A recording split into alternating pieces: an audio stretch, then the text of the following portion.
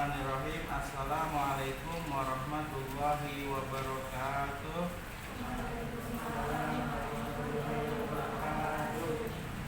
Alhamdulillahirabbil alamin wa bihi nasta'inu ala umuri dunya waddin. Wassalatu wassalamu ala asyrofil anbiya'i wal mursalin sayyidina wa maulana Muhammadin wa ala alihi wa sahbihi ajmain, amma ba'du. A'udzubillahi minasyaitonir rajim. La ilaha illa anta subhanaka inni kuntu minadz zalimin. Alhamdulillah, pagi hari ini kita masih diberikan kesempatan kesehatan. Untuk itu kita harus mengucapkan banyak syukur kepada Allah dengan mengucapkan alhamdulillah atas nikmat iman wal Islam serta sehat walafiat, sehingga kita bisa bertemu walaupun dalam kesempatan ini PTM 50% ya. Tujuannya dibuat pembelajaran seperti itu karena kondisinya masih dalam keadaan yang dikatakan COVID masih ya, Omikron begitu. Jadi dibuat pembelajaran seperti ini, dibuatkan ini juga kesempatan kedua supaya yang di rumah juga bisa ikut belajar, tidak tertinggal materi-materi yang akan dipelajari. Terus kita sekarang pokok bahasannya Nabi Yunus ya, kisah pelajaran Nabi Yunus.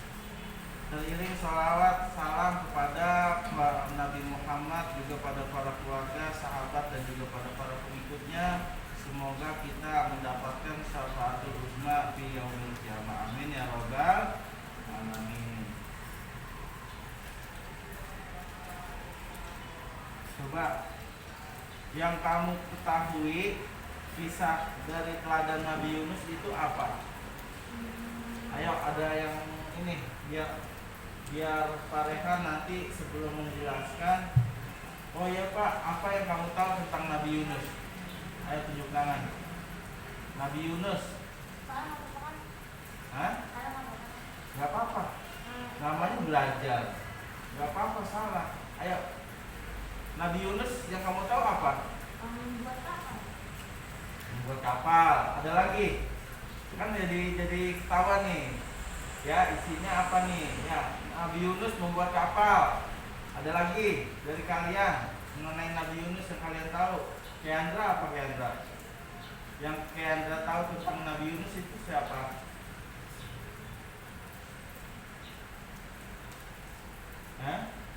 Kita orang Islam harus tahu dan kenal Nabi di dalam agama kita. Ya. Siapa Nabi Yunus? Renata, Nabi Yunus itu siapa? Kan di dalam cerita-cerita kisah-kisah Nabi pasti kamu udah tahu dong. Apa siapa Nabi Yunus? Ayo Ken, ayo Ken. Faiz. Ya. Salah satunya itu dalam ceritanya. Tapi yang simpelnya siapa? Soal Nabi Yunus itu ceritanya gimana? Pak, Nabi Yunus ditelan ikan Pak. Nah, iya itu. Jadi kan jadi kisah Nabi itu sebenarnya udah nggak tabu. Jadi makanya dibilang kita anak zaman sekarang kalau bisa kalian ini semuanya jangan melupakan sejarah dalam agama. Ya, paham ya? Kita boleh nonton sejarah perkembangan zaman sekarang, YouTube misalkan, nonton YouTube yang lagi ngetren sekarang.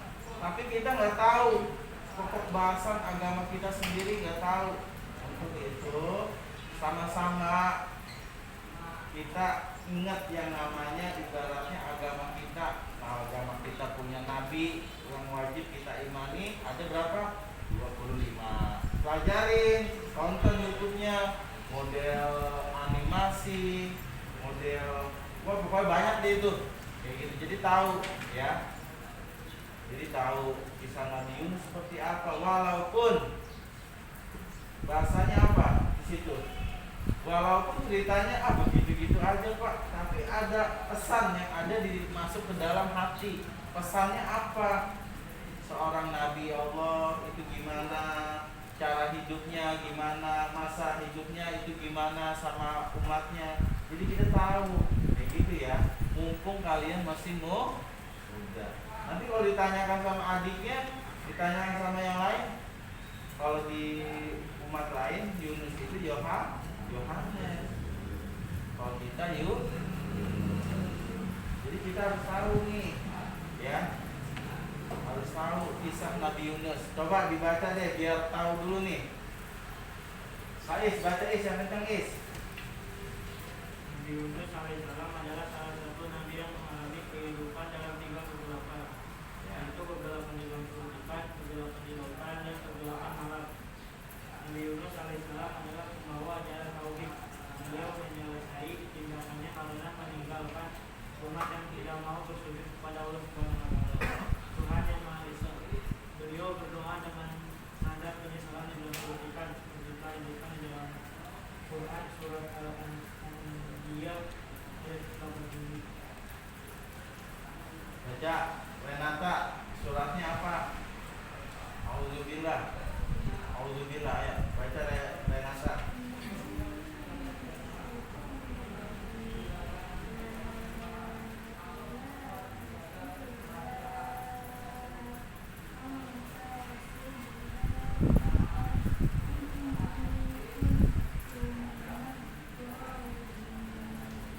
Baca lagi, Faiz artinya, terjemahannya.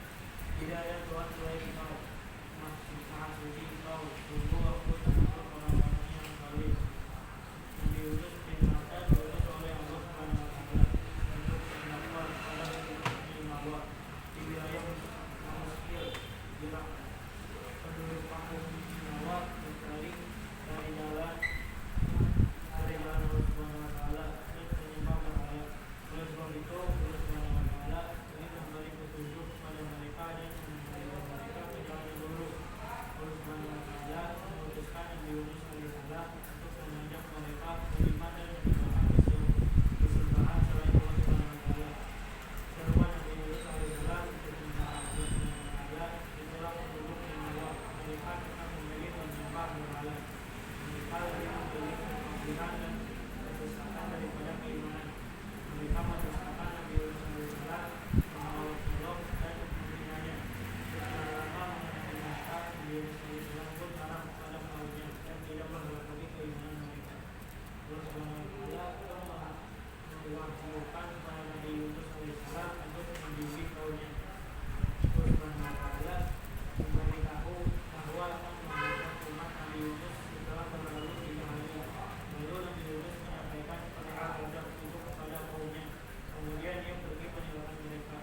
Kaum Nabi Yunus alaihissalam telah mengetahui adab Allah Subhanahu wa Ta'ala. Maka datang mereka melihat Nabi Yunus alaihissalam telah pergi meninggalkannya. Dengan demikian mereka yakin untuk tetap turun. Maka mereka segera bertaubat kepada Allah Subhanahu wa Ta'ala dan menyesali sikap mereka sebelumnya. Ketika itu mereka berdoa memohon ampun kepada Allah Subhanahu wa Ta'ala agar sesuatu yang akan dari mereka. Allah Subhanahu wa Ta'ala menjauhi begitu dari mereka karena kesalahan dan bertumbuhan dengannya. Allah Subhanahu wa Ta'ala berfirman di dalam Quran surat Yunus Ayat 98, surat 10 ayat 98. Udah, coba baca artinya aja. Baliknya 104. Artinya, maka mengapa itu tidak ada penduduk suatu negeri pun yang beriman. Lalu imannya ditutup bermanfaat kepada selain kaum Yunus. Ketika mereka kaum Yunus itu beriman, kami hilangkan dari mereka azab dan menghinakan dalam kehidupan dunia dan kami beri kesenangan kepada mereka supaya mereka. Coba dilanjut. Pasal mana? Yunus alaihissalam lupa meninggalkan kampung kaumnya karena marah.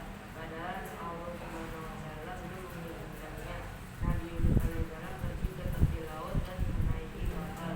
Pada saat Yunus berada di atas kapal, ombak laut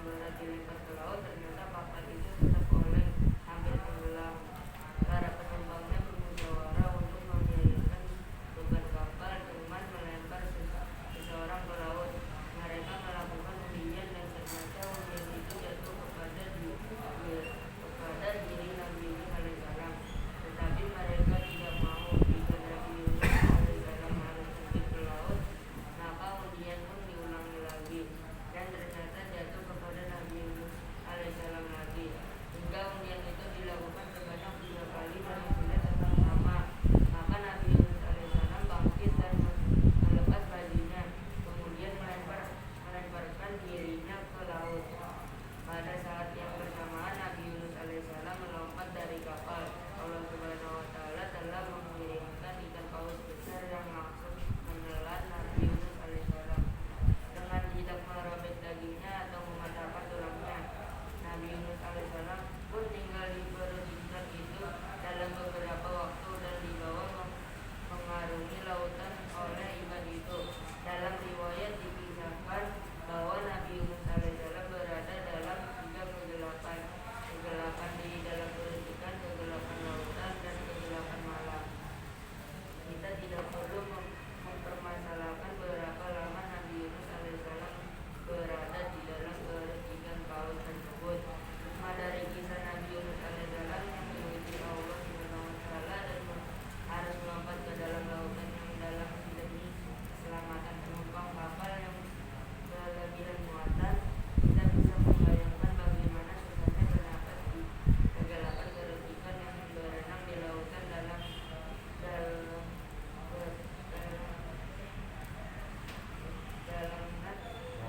gelap. Namun Nabi Yunus alaihissalam tetap ingat kepada Allah Subhanahu wa taala dan memanjatkan doa kepadanya. Singkat kisah, Nabi Yunus alaihissalam selamat sampai ke tepian berkat kasih sayang Allah. Nah, Pak Rehan mau menjelaskan tentang Nabi Yunus ya. Kalau masih ada waktu cukup, Nabi Zakaria nanti langsung Pak Rehan jelasin. Ya, bismillahirrahmanirrahim. Sekarang kita belajar tentang seorang Nabi Allah yang bernama Nabi Yunus. Nabi Yunus yaitu seorang nabi yang Allah cintai, Allah kasih sayangin, ya, Allah kasih beri kelebihan, mukjizat segala macamnya sama seperti kayak nabi-nabi lain. Allah istimewain, ya. Nabi Yunus ya sama kayak nabi lain, yaitu berdakwah, mengajak, menyeru umat di masanya. Masing-masing nabi itu punya umat ya di masanya itu untuk menyembah, mentauhidkan ajaran agama Islam, yaitu mengesahkan Allah ya. Di dalam sebuah cerita riwayat yang lain bahwa ini kaum yang udah didakwain sama Nabi Yunus ini waktu itu udah mengikuti, tapi lama kelamaan tahu-tahu dia ini ibaratnya kembali ke ajaran yang lama. Paham nggak? Kayak gitu. Balik lagi nih, balik ke ajaran yang lama. Didakwain lagi sama Nabi Yunus, kagak dengar, masuk kuping kanan, keluar kuping kiri, ya. Tapi Nabi Yunus bahasanya bukan yang gak sabar. Nabi Yunus pasti nabi yang Allah kasih kesabaran. Tapi Nabi Yunus di sini pengen tahu, ibaratnya bahasanya gini, ya Allah, bahasa kitanya nih, ya, ini umat saya, ini anak saya, ini murid saya, udah saya ajarin begini, tapi masih aja ibaratnya ngedengerin, nggak ngikutin. Ini anak kayak orang tua bilangin anaknya, tapi anaknya maaf nih keras kepala. Masa begini ya, modelnya begitu dah, ya, modelnya begitu. Bapak begini, tetap kemauan anaknya. Sama itu juga di zaman itu, tetap kemauan umatnya di masa itu. Akhirnya apa? Ke orang tua, ya udah deh biarin. Coba pengen tahu nih, anak ntar ujung-ujung gimana? Dia pengen tahu nih umat saya ntar gimana? Kayak gitu. Akhirnya ditinggalin lah sama Nabi Yunus itu umatnya. Bukannya Nabi Yunusnya sabar, Nabi Yunus sabar, tapi apa? Pengen tahu nih. Akhirnya seketika itu Nabi Yunus meninggalkannya itu enggak bilang dulu sama Allah, enggak munajat dulu sama Allah, enggak minta petunjuk dulu sama Allah. Tahu-tahu ninggalinnya ya begitu. Paham enggak? Kalau makanya dalam hati apa? Harus kita segala sesuatu minta petunjuk dari Allah. Singkat cerita, ini kaumnya yang aturan dulunya ini makmur, beriman, ya. makmur, negerinya ini beriman.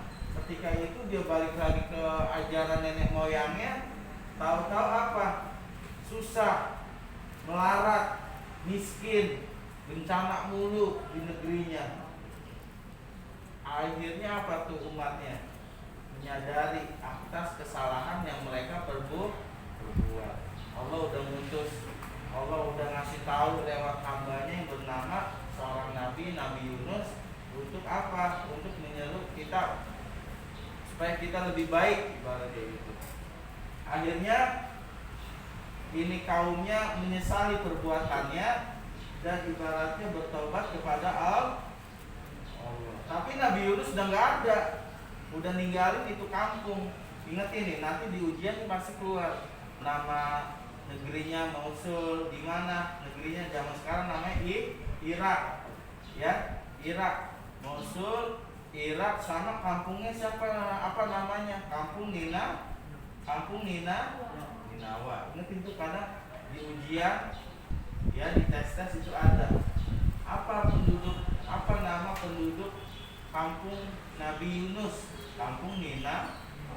Itu ingetin pasti insya Allah kuat. Jadi kampung Ninawa, ya, negeri Ninawa, ya. Jadi susah tuh, udah taubat baru Allah kembaliin di situ, kembali kemakmuran. Tapi nabinya udah nggak ada, pergi ke pinggir pantai, ya, pinggir pantai, naiklah sebuah kapal. Baru kalau zaman sekarang udah dah, tinggal dulu. Bahasanya kalau sekarang nih refreshing dulu kali ya. Baru naik, terus di tengah-tengah laut apa? Emang udah Allah dicerita. Tujuannya apa? Semuanya bukan Allah nggak sayang, supaya jadi cerita, supaya ada hikmahnya yang diambil dari umat nanti sesudah Nabi Yunus. Termasuk kita nih, alhamdulillah dapat kisahnya, dapat meneladani supaya kita itu gimana mendengar kisah dari Nabi Yunus alaihi salam.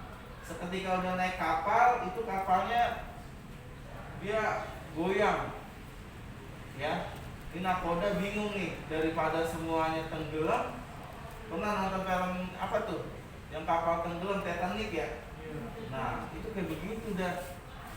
Itu kapal zaman itu Titanic yang kesinian, gedenya kayak apa tuh, besarnya. Apalagi zaman dahulu besar, lebih besar lagi. Kayak gitu. Itu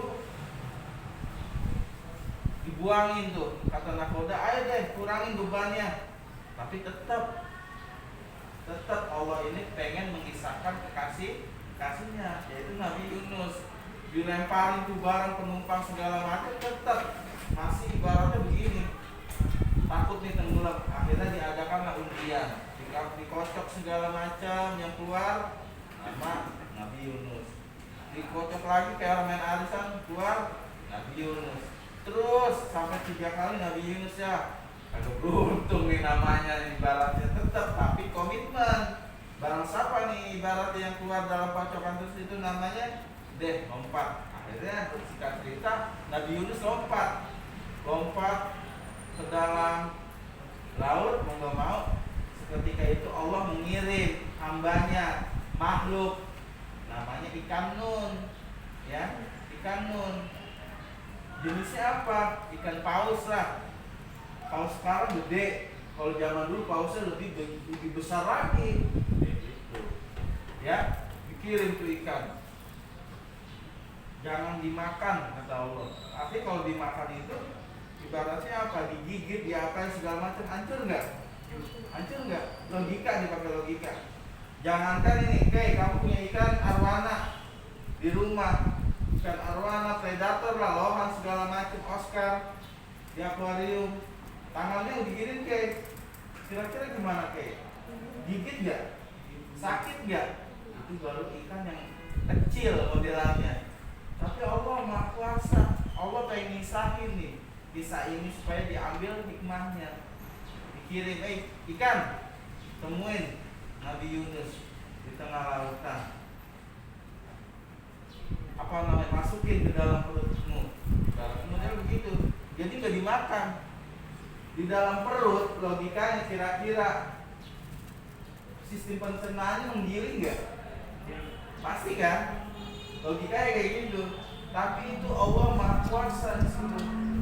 Udah ditelan, nggak digigit nggak mati, nggak habis, tapi di dalam perut ikan nyaman. Walaupun maka dibilang mengalami 3 kegelapan, otomatis tetap gelap juga. Cuma kayak kita nih, kamu deh makan, ya makan nasi, maaf nih, di ini nggak dihancurin nggak sama sistem pencernaan? Pasti. Jadi namanya ada sisa pembuangan dari makanan. Kita buang hajat, itu begitu. Tapi seketika itu Allah kuasa, nggak dilumat itu Nabi Yunus di dalam ikannya. Di dalam ikan itu nggak dilumat. Akhirnya apa? Ini Nabi Yunus sebenarnya disuruh merenung, ya. Merenungnya apa? Dari kisah tadi umatnya modelannya model begitu, kepala batu, keras kepala, ibaratnya disuruh sabar sama minta petunjuk. Jadi jangan ninggalin aja, minta petunjuk sama Allah apa kayak gitu. Jadi supaya ibaratnya ini Nabi Yunus dia di dalam perut ikan menyesali segala perbuatan yang sudah dilakukan. Padahal perbuatannya itu menurut dia baik. Paham nggak? Jalannya pelajaran nggak begitu. Kalau tinggal cuy dibilangin, jalan aja deh kamu Renata, dibilangin sama bapaknya nggak dengar misalkan contoh begitu. Jalan deh Ji, udah dibilangin sama ibunya masih begitu aja, jalan deh. Pengen tahu ntar begitu modelnya begitu deh kurang lebih. Nah itu sama Nabi sebenarnya begitu juga. Sayang sama umatnya, tapi dasar emang umatnya dibilang apa ya? Bahasa sekarangnya apa ya? Keras kepala batu. Tetap kayak gitu, tapi disadarin tuh balik udah. Tapi Nabi Yunus udah di dalam perut ikan. Akhirnya apa? Seketika itu Nabi Yunus merenung. Makanya dibilang ada sebagian riwayat mengalami 3 kegelapan. Apa 3 kegelapan? Pertama, 1 kegelapan di perut ikan. Kedua, kegelapan malam. 3 kegelapan di lautan itu gelap, bukan lautan lagi, bahkan samudra, ya, luas. Laut Jawa itu luas kayak apa? Ada sini yang orang Bali pernah ke Bali nyebrang, itu kagak ada ujungnya.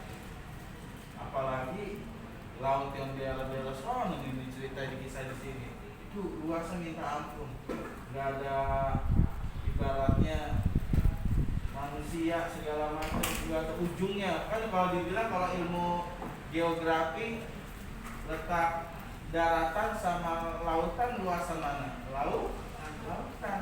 Bumi ini besaran luasan lautan dibanding daratan. Ntar kamu belajar tuh. Luasan lautan dibanding daratan, dataran. Karena apa ya? Bumi ini mengandung kadar air. Pokoknya luas dah intinya begitu, jadi belajar sono tuh. Pokoknya luas lautan itu. Maksud kalian menggambarkan ini masuk ngebur ke dalam lautan, bukan ke dalam sungai empang yang ibaratnya memang danau yang segitu doang. Ini luas tuh. Makan nggak bisa bersama sendiri ya di dalam perut ikan. Kalau kita pasti udah mati apa hidup? Mati. Jangankan ikan paus, dimakan buaya aja udah kayak apa. Buaya kan masih kecil tuh, kita udah mati, meninggal. Itu dimakan ikan. Tujuannya apa? Supaya ada kisah pembelajaran seorang nabi, ibaratnya Allah kasih sayangin supaya punya cerita. Kamu harus lebih sabar. Kita nih benar, kita harus lebih sabar menghadapi ujian, menghadapi nasihat dari ibaratnya apa, orang tua kita dinasihatin benerin kayak gitu. Paham ya? Paham nggak? Paham? Ini kamu lagi kedinginan, lapar, atau gimana sih? Pada apa ngantuk? Hujan-hujan, gak ada suaranya. Saya kayak ngadiin patung, bergerak gitu. Ya, jadi kamu ibaratnya harus meneladani kisah Nabi, terutama Nabi Yunus, apalagi Nabi Muhammad Shallallahu Alaihi Wasallam. Ya, jadi Nabi Yunus doanya apa Nabi Yunus? Nih, baca la ilaha illa anta subhanaka inni kuntu minaz zalimin. Ayo bareng-bareng ya baca ya. Ikutin Pak Rehan. Bismillahirrahmanirrahim. Bismillahirrahmanirrahim. Yang semangat. Bismillahirrahmanirrahim. Bismillahirrahmanirrahim. La ilaha illa anta. La ilaha illa anta. La ilaha illa anta. La ilaha illa anta. Subhanaka. Subhanaka. Inni kuntu Inni kuntu minaz zalimin. minaz zalimin. Minaz zalimin. Minaz zalimin. Artinya Artinya tidak ada Tuhan tidak ada Tuhan selain Engkau. selain Engkau. Maha suci Engkau. Maha suci Engkau. Sungguh Sungguh aku termasuk aku termasuk orang-orang yang zalim. orang-orang yang zalim. Jadi di doa ini mengajarkan kita untuk kalau berbuat salah, nih doanya Nabi Yunus ini. Jadi gak nyalain. Misalnya udah Nabi Yunus ditelen masuk ke dalam perut ikan, dinyalain. Gak introspeksi, apa namanya? Gak introspeksi diri, enggak. Nabi Yunus malah justru introspeksi diri. Makanya mengucapkan doa ini. Jadi kalau salah, kita salah. Kisah ini mengajarkan kita untuk mengakui kesalahan, kekurangan yang ada di dalam diri kita. Jadi jangan merasa diri benar mulu. Karena yang benar, yang hak itu yaitu Allah. Padahal maksud Nabi Yunus baik, cuman apa? Dia ngaku zolim, dirinya yang zolim, bukan umatnya. Paham nggak? Ya Allah, iya ya Allah, saya yang zolim, saya yang salah, mengakui. Makanya kalau mau berdoa, ini syarat. Kadang doa ini ayat Al-Quran yang ada di dalam Al-Quran surat apa tuh? Al-Anbiya ayat 87. Nanti cari tuh sambungan ayatnya apa. Ya, Quran surat Al-Anbiya ayat 87. Di situ doa Nabi Yunus. Ya, kalau mau kita ada salah atau apa istighfar baru baca ini. Insya Allah yakin kalau Allah itu maha luas ampunannya, maha penerima tobat, maha luas ampunannya. Ini doa ini dibaca. Karena apa? Diri kita dari 24 jam satu hari pasti yang namanya ngalamin salah, bener. Paham ya, Kay? Diri kita ini gak sempurna. Pak Rehan ngomong kayak gini, dosanya banyak. Bayangkan dosa saya dibanding dosa kamu. Kayak gitu. Jadi orang itu hidup 24 jam pasti gak mungkin ada salahnya. Baik salah halus sama Allah, baik salah nyata yang kita enggak rasa tapi Allah tahu salah. Paham gak? Makanya kita sholat sehari nih, nyambung nih ke dalam sholat nih ya. Momennya Isra Mi'raj kemarin. Sholat yang benar, jangan buru-buru. Paham nih? Sholat yang jangan buru-buru. Habisin kalimat dalam sholat utama Al-Fatih, baca yang benar, jangan dolin, panggil main segala macam. Buru-buru sholatnya jangan. Dijaga sholatnya 5 waktu. Yang wajib jangan ditambahin. Diperintahin 5 waktu, jangan ditambahin. Masih mending syukur 5 waktu. Dulu 50 waktu. Enggak kalau 50 waktu. Saya kadang di rumah gini. Nih, bahas masalah agama ini. Kata orang rumah, iya kalau sholat 5 waktu, 50 waktu, 20 menit sekian. Tahu-tahu habis makan nih, 20 menit sholat lagi. Agak ada berhentinya kalau 50 waktu. tapi Allah sayang, Allah redho, sayang sama Nabi Muhammad, sayang pada umatnya. Apa kata Nabi Musa? Wahai Nabi Allah, umat saya aja nggak kuat, ya. Akhirnya apa? Yang gede, badannya besar, umurnya ratusan tahun, ya. Umatmu itu ntar bakalannya kecil-kecil gitu. Udah 5 waktu. Makanya maksudnya apa di sini? Kisah ini kita sholat, habis sholat harus minta taubat sama Allah, istighfar, astagfirullahaladzim, astagfirullahaladzim, dalam hati, mulut ngomong, hati, ya Allah ampuni dosa saya. Baca nih doanya, la ilaha illa anta subhanaka inni kuntu minaz zalimin.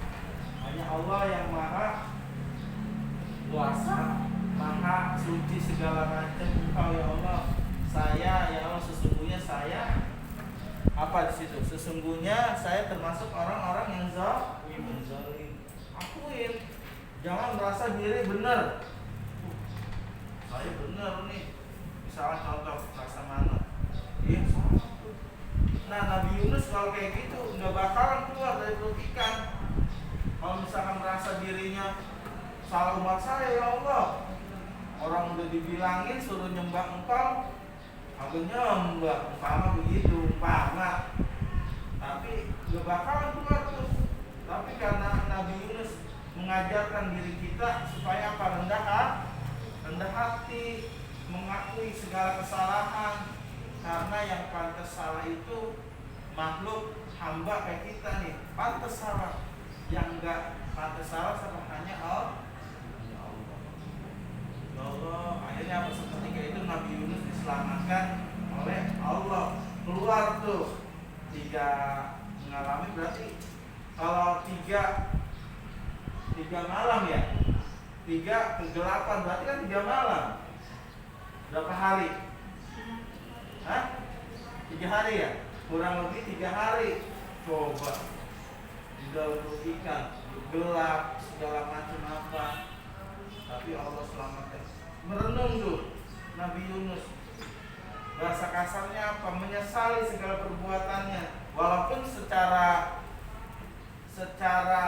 yang kita tadi baca, kita tahu kisahnya, kagak berbuat sesuatu yang parah, enggak, cuma udah diajarin, ayo sini, tapi tinggalin gitu aja, belum minta petunjuk, belum disuruh sama Allah, begitu aja udah kayak gitu ya. Tidak begitu doang tuh, Allah kasih pelajaran buat diambil hikmah. Tandanya apa? Allah itu sayang.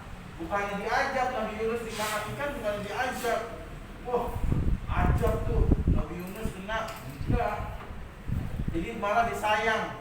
Udah jatuh ke dalam lautan, kalau nggak diselamatin sama Allah lewat perantara ikan, kira-kira mati nggak? Mati nggak? Mati. Nah, di lautan nggak ada orang, ikan doang, luas, dalam. Coba bayangin, kalau nggak diselamatkan sama Allah yang Maha Kuasa, meninggal Nabi Yunus begini-begini. Biar orang jago berenang, kalau dilepas di tengah samudra, mati nggak? Mati. Samudra itu dalam, luas, beda sama kayak danau situ tuh, sama empang, sama itu. Kamu nyebur di dalam kolam aja juga kolam renang, begini-begini nggak kuat. Ini di dalam samudra. Jadi Allah itu menyelamatkan, tapi sambil apa? Sambil memberi pengajaran biar ilmunya makin nambah. Nabi Yunus, akhirnya Nabi Yunus menyesali itu segala perbuatannya. Saya yang salah ya Allah, Engkau yang benar. Nggak nyalain umatnya, walaupun dia itu seorang bahasanya guru ya. Saya yang salah, kamu itu benar. Sama kamu juga harus bersikap kayak gitu sama teman kamu. Jadi damai ya enggak? Kalau orang merasa dirinya, saya benar, kamu yang salah, harus begini. Yang satu lagi enggak begini, kira-kira jadi nggak kerja kelompok? berantakan. Paham ya, Kay? Dia benar, ambil tengahnya. Oh iya, ini kamu benar, ini anaknya gimana nih? Gabungin ya, ide kamu begini, ide dia begini, ide ini. Dah. Kira-kira aku enggak? Aku mau nilainya berapa, yang penting misalkan dari keluarga juga bisa terapin begitu. Apa nih pendapatnya nih? Ambil. Di pendapatnya yang begini, satuin. Yang baiknya, jangan pendapat yang jeleknya masukin digabung sama yang baik. Jangan gabungin gitu. Kira-kira gimana? Enak nggak? Jadi itu, ini kisah Nabi Yunus ya. Kurang lebih seperti itu, supaya kita diajarkan sama Allah sebagai kita umat Nabi Muhammad tahu kisah Nabi ini supaya apa? Supaya kita ini jadi orang yang merasa apa? Banyak kurangnya, merasa diri kita ini yang zolim. Paham ya? Zolim itu artinya apa? Itu salah deh, pokoknya diri kita ini banyak salahnya. Nah, itu Nabi Yunus alaihi salam. Nabi Zakaria, nih kurang lebih 10 menitan deh saya jelasin. Nabi Zakaria nanti kamu baca lagi, tapi ini saya sampaikan secara ini aja intinya ya. Nabi Zakaria, lanjut kisah keteladanan Nabi Zakaria alaihissalam. Nabi Zakaria seorang hamba Allah, kekasih Allah apa? Yang nggak punya keturunan, artinya nggak punya keturunan selamanya, artinya punya keturunan tapi lama, ya. Nabi Zakaria, anaknya Nabi Zakaria siapa? Coba di buku lihat. Nabi Zakaria punya anak namanya siapa? Nabi Yahya. Jadi Nabi Yahya ini anak dari Nabi Zakaria, tapi dikasih sama Allahnya lama. Tapi yang bisa kita ambil dari kisah Nabi Zakaria apa? Kita berdoa jangan putus-putus, paham? Apapun hasilnya Allah yang kasih, kita terima. Nabi Zakaria lama nih nggak punya keturunan, tapi nggak putus asa, usaha, ikhtiar, juga berdoanya nggak berhenti. Artinya apa? Kata Allah, lawala taqnatu mir rahmatillah. Janganlah engkau berputus asa dari rahmat Allah. Kita ini kamu lagi belajar, lagi mau ujian, contohnya. Usahanya apa? Belajar. Tapi doanya juga jangan putus. Jadi jangan dibalik. Doa aja, nyantai aja, terus gue lulus. Enggak. Doa tanpa ikhtiar mustahil, bakalan terwujud. Begitu juga sebaliknya. Kita usaha tanpa doa, kira-kira gimana? Berkah enggak? Enggak berkah. Walaupun dikabulin nih. Oke, misalkan enggak berdoa. Maaf nih, arti berdoa itu kita misalnya contohnya enggak sholat deh. Sholatnya kadang makanya orang bilang, Pak itu kok orang rajin sholat susah, sedangkan dia yang enggak sholat lancar aja. Nah, jangan udah nggak usah sholat lah gitu. Jangan begini, dia itu nggak sholat tapi pintar, misalnya gitu. Jangan. Sholat itu tiang agama. Doa itu perlu. Kita diajarkan sama Allah suruh berdoa, artinya apa? Sholat. Karena sholat mengandung arti kata doa. Ingetin tuh. Ya, sholat artinya doa. Jadi kita harus rajin sholat untuk berdoa minta sama Allah. Nah, Nabi Zakaria gak putus-putus. Usaha, jalan, doa, gak berhenti-berhenti. Akhirnya singkat cerita Allah kabulin. Lahirlah seorang anak, yaitu Nabi Yahya alaihissalam. Terus suatu hari, ya disingkat aja deh. Artinya apa itu pembelajarannya? Ya, pembelajarannya. Nabi Zakaria dia berdoa supaya apa? Ya Allah, kalau saya nanti wafat, saya nggak ada, dia khawatir. Jadi seorang nabi, seorang ulama yang benar, dia khawatir kalau misalnya sepeninggalan dirinya seorang nabi tersampai terus ini. saya masih begini, paham ya? Jadi nggak mikirin dirinya, nggak mikirin dunianya, nggak mikirin oh saya mau kaya nih, enggak. Seorang nabi nggak begitu, dia mikirin umatnya, takut nanti umatnya itu kembali ke jalan yang kemungkaran, ya. Makanya Allah ngabulin dia tuh, ya udah deh, kirimin seorang nabi, yaitu Nabi Yahya alaihissalam.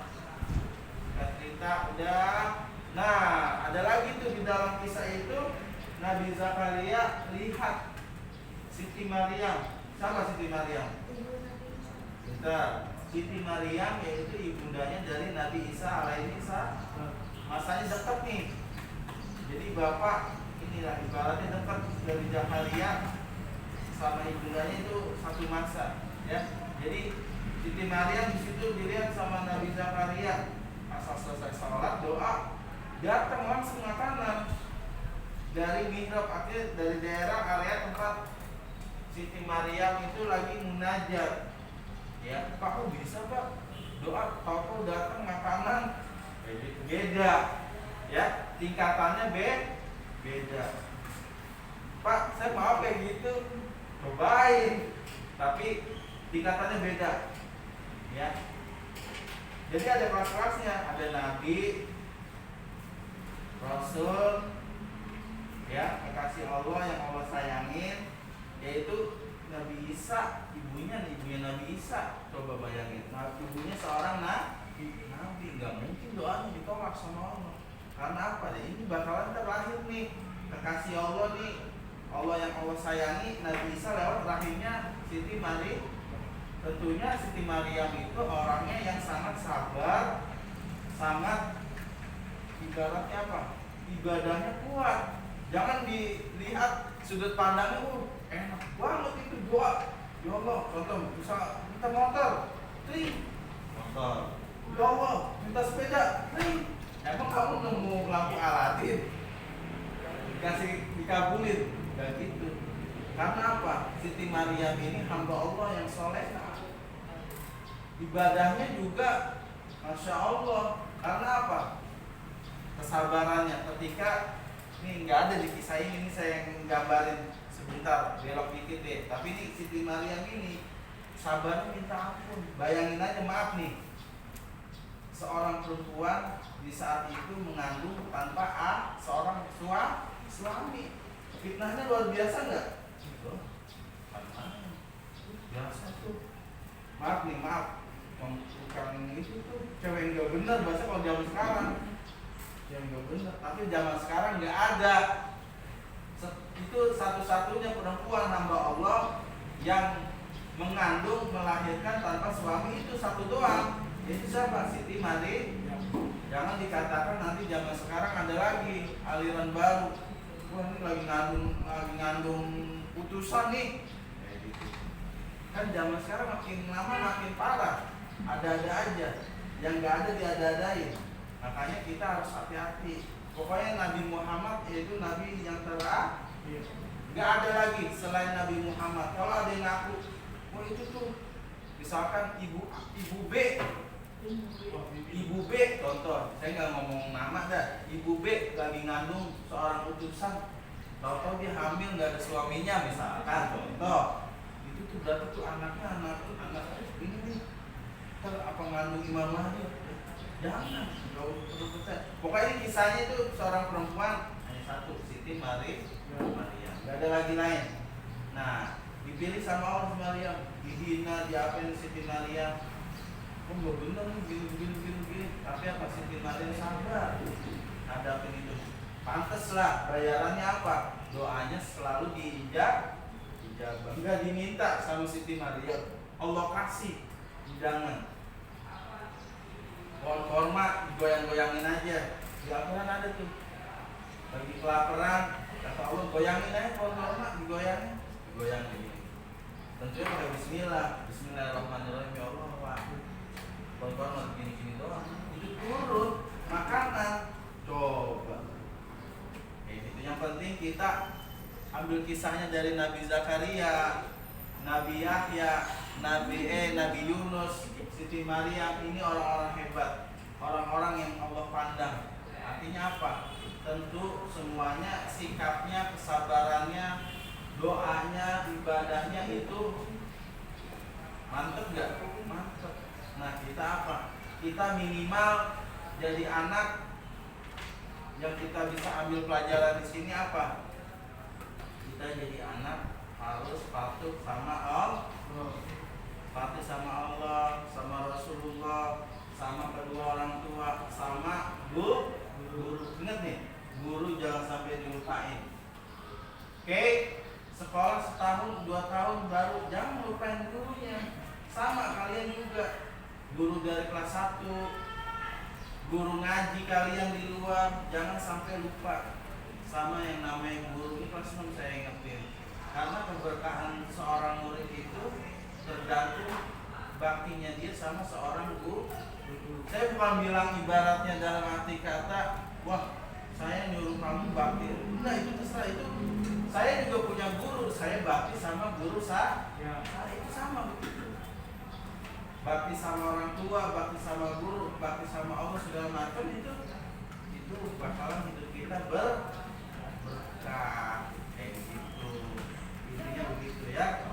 Mungkin dari Pak Rehan itu pembelajaran PAI, karena nanti ibaratnya dilanjut. Jangan lupa ujian prakteknya tanggal 14 sampai tanggal 16 Maret ya 2022.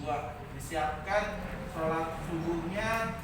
Ingat, saya sama ratakan ada kunutnya supaya kamu belajar baca kunut. Kalau misalkan ada di sini nggak pakai kunut, setelah itu ya nggak apa-apa, paham ya? Karena itu syaratnya aja. Pak, kenapa nggak sholat johor?